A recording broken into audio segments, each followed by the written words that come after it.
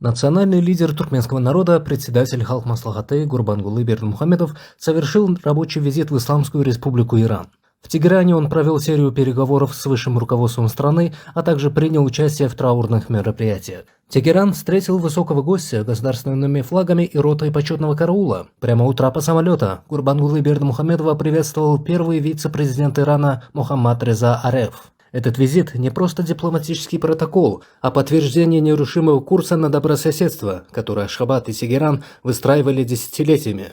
Из воздушной гавани автомобильный кортеж направился в дворцовый комплекс Саадабад. Там прошли главные переговоры с президентом Ирана Масудом Пезешкианом. Лидеры детально обсудили мегапроекты. В фокусе внимания три ключевых аспекта двусторонних отношений – энергетика, транспортно-логистические коридоры и взаимная торговля. Иранский лидер подчеркнул, что для Тегерана партнерство с Ашхабадом носит стратегический характер.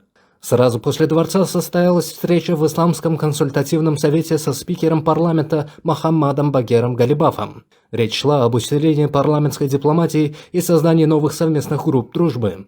Интерес к визиту со стороны местных СМИ был огромный. Национальный лидер туркменского народа дал эксклюзивное интервью государственному иранскому телерадиовещательному каналу IRIB. Затем Гурбангулы Бердымухамедов направился в мечеть Мосалла имам Хомейни. Здесь прошла церемония прощания с покойным лидером Исламской Республики Иран аятоллой Сейедом Али Хаменеи.